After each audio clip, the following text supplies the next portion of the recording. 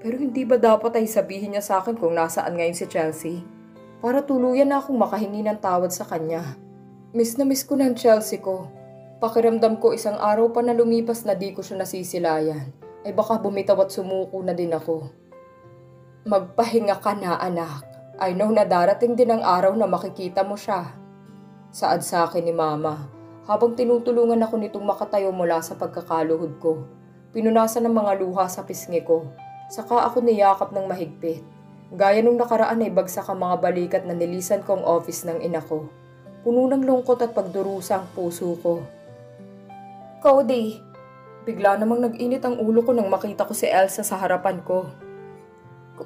Cody, can we talk?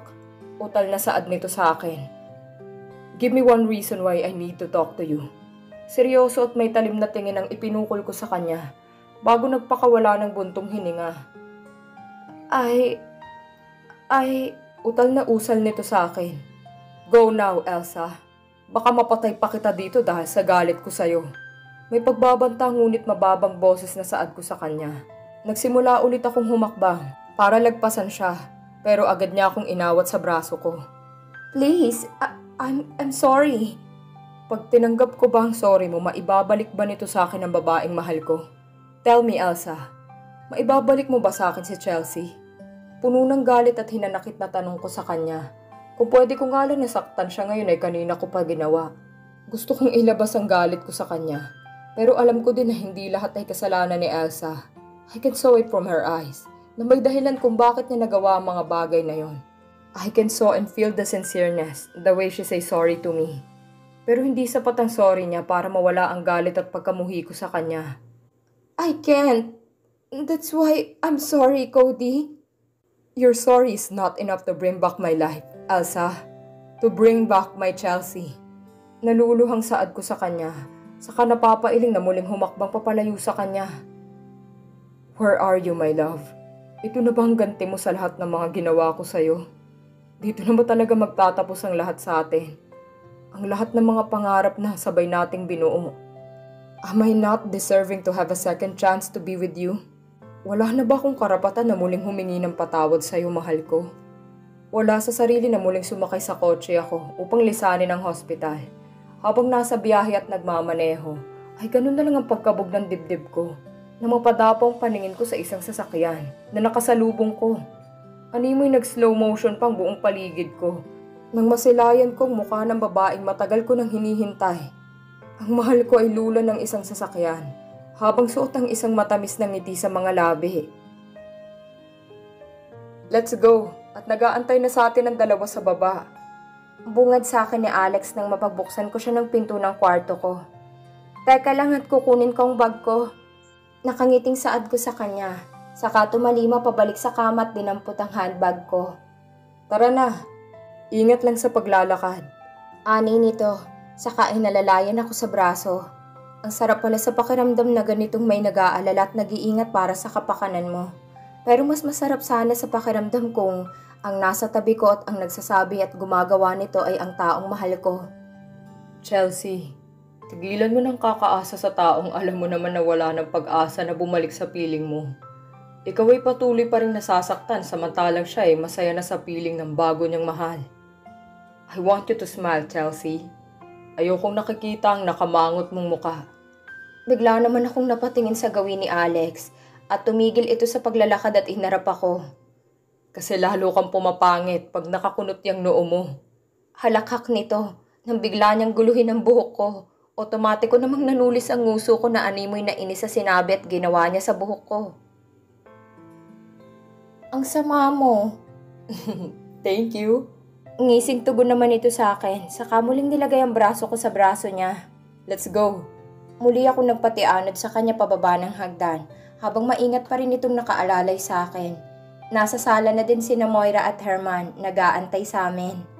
Nasa labas ng sasakyan, nakaredy na. Let's go at nang maaga tayong makaalis. Anang Herman, habang bitbit ang mga gamit ko.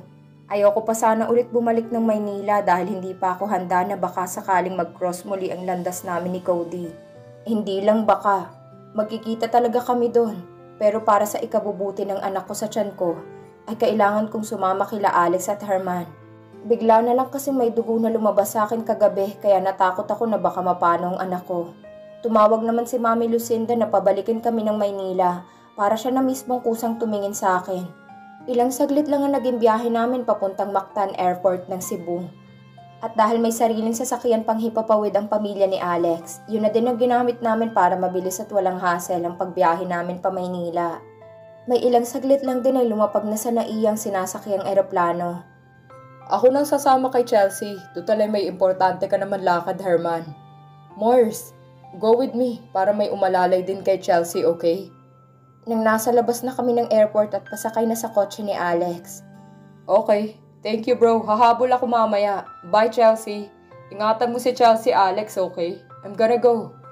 Tanging ngiti na lang ang naging tugon ko dito nang nagmamadali na itong sumakay sa service niya. Gaya ng napag-usapan ay si Alex at Moira ang kasama kong papunta sa hospital ni Mami Lucinda. Nakangiti pa ako habang nakikinig sa usapan ng dalawa habang binabaybay namin ang kalsada. Hanggang sa makarating kami sa hospital. Diretso sa office ni Mami Lucinda. Kamusta ang pakiramdam mo, Chelsea? Bungad na tanong nito sa akin nang makapasok kami. Okay naman po, Mami. Medyo nanakit lang din ang balakang ko kagabi. I did the first move last night, tita, as what you told me. Gaya din ang sabi mo ay nag-check ako ng vital signs ni Chelsea. All are normal. I didn't find any negative results, just blood stains. Anang Alex habang inaalalayan ako nitong makaupo sa visitor's chairs ni Mami Lucinda. Lumapit naman ito sa akin para yakapin at halikan ako sa pisngi. Don't worry, Iha. I'll make sure that my apo will be okay. Nakangiting ito sa akin. Maya-maya ay hindi pa nga nagiinit ang puwetan ko sa kinauupuan ko nang bigla nilang bumukas ng malakas ang pinto at iniluwa doon ng lalaking pinakamamahal ko. Ang lalaking kay tagal ko nang namimiss. Parang biglang nag-slow motion ang buong paligid ko nang makita kong mukha niya. Ang muling pagtibok ng malakas ng puso ko dahil sa saya at kaba nang masilayan ko siya. Pero agad ding naagaw ang atensyon ko nang makita kong malaking pagbabago sa itsura nito. Ang medyo tumutubong mga balbas sa mukha nito, ang pamamayat niya, lalo ng mga mata nitong namumula na halatang kagagaling lang sa pag-iyak. Chelsea ko. Halos maputol pa ang hininga ko, kasabay ng pag-iinit ng mga sulok ng mata ko, nang muli kong madinig ang boses niya, ang muli niyang pagbigkas sa pangalan ko. Chelsea. Humihikbing nito at dahan-dahan naglakad papalapit sa akin. Ayokong umiyak sa harap niya. Pero hindi ko napigilan ang mga luhang kumawala sa mga mata ko habang pinagmamasdan ko ang mahal ko na papalapit sa akin. Naalala niya na ako. Bumalik na ang alaala ng mahal ko. Kagaya ko'y gulat din si Alex at Mami Lucinda nang makita ang itsura ni Cody. Nagpalipat-lipat sandali ang tingin nito sa dalawa kong kasama bago muling naikadena sa akin ang malamlam niyang mga mata. Mga matang hilam ng pagdurusa, pangungulila at gayon ding hilam sa luha. Gusto ko siyang takbuhin para yakapin ng mahigpit, hagkan, at buong pusong damhin muli ang mainit niyang mga yakap. Nitong ilang linggo ko na ding inaasam, pero wala akong lakas na gawin yon. Tila ba'y napako ang mga paa ko sa akin kinatatayuan at walang balak na kumilos upang salubungin ang aking mahal. Cody, tawag sa kanya ng kanyang ina, ngunit nanatili pa rin sa akin ang mga mata niya. Kitang-kita kong sakit sa kanyang mga mata. Ramdam kong mainit na tubig na patuloy na naglalanda sa mga pisngi ko. Pero wala akong balak na kumilos at basagin ang katahimikan sa pagitan namin. Basta naramdaman ko na lang na maya-maya ay tahimik na lumabas si Alex at si Mami Lucinda. Siguro'y para bigyan kami ng space para makapag-usap. Tama ba? Ito na bang tamang oras para kami ay mag-usap? Pakiramdam ko'y biglang nabuhay ang kaunting galit at ang pagtatampo ko sa kanya. Nang muli kong maalala ang mga salitang binitawan niya noon. Tao lang din ako, may damdamin at marunong masaktan. Siguro naman may karapatan akong magalit sa kanya kahit konti man lang. Chelsea ko. Chelsea ko, bumalik na nga ang alaala mo, mahal ko. Pero bakit hindi ko lubos maramdaman ang saya sa puso ko ngayon? Bakit may halong sakit at kirot dito sa puso ko? Mami ko. Nito at muling naglakad palapit sa akin. Umangat ang kamay nito para sana abutin ako. Pero kusang gumalaw ng mabilis ang katawan ko para umatras. Kita ko kung paanong kumuyom ng mariin ang palad niya na nabitin sa ere, kasabay ng pagpikit ng kanyang mga mata na patuloy pa ring lumuluha. I'm sorry. I'm sorry. I'm sorry. I'm sorry. I'm sorry, Chelsea ko. Paulit-ulit na pagbagkas nito ng patawad. Nagulat pa ako nang bigla itong lumuhod sa harap ko. At mabilis na kinuha ang mga kamay ko at doon ay patuloy na humagulhol. Naninikip at nananakit na din ang aking lalamunan sa pagpipigil na mapahagulhol din. Lalong bumuhos ang mga luha sa mata ko habang impit na umiiyak. Nang makita ko kung paanong yumugyog ang mga balikat ng mahal ko. Ang pananangis nito, ang paghagulhol nito na batid kong lubos ng hirap at sakit. Patawarin mo ako, mahal ko. Patawad. Hindi ko sinasadya. Hindi ko sinasadyang masaktan ka. Patawarin mo ako. Patawad. Hindi lang akong lubos na nasaktan dahil sa mga nangyari. Pati din siya ay alam kong lubos na nahirapan at nasaktan. Sobrang sakit. Sobrang sakit sa puso ko habang nadidinig kong paulit-ulit niyang paghingin sa akin ng patawad. Gusto ko siyang tulungan tumayo, punasan ng mga luha sa pisngi niya, patatahanin sa pag-iyak at hagulhol niya. Pero ganun din kabigat sa aking kalooban na gawin ang mga yon. Sinaktan mo ko, mahal ko. Nadurog ako dahil sa'yo. Mahal kita. Mahal na mahal, pero karapatan ko din naman sigurong tumigil para magpahinga kahit sandali lang, hindi ba? Napagod din kasi ako. Napagod akong tanggapin ang pasakit mula sa'yo. Mahal kita at kailanman hindi na yun magbabago. Pero sana kahit ngayon lang hayaan mo muna akong magpahinga. Pangako ko, hindi naman susukong mahalin ka. Gusto ko lang maibsan ng kaunti ang sakit at paghilumin ang sugat na dulot mo dito sa puso ko. Kahit labag sa loob ko, pilit kong kinalas ang mga kamay niya sa kamay ko. No, Chelsea, please. Patawarin mo ako. Patawad. Patawad, mahal ko. May pait sa mga ngiting nanilay sa aking mga labi, kasabay ng pag-iling ng sunod-sunod sa kanya.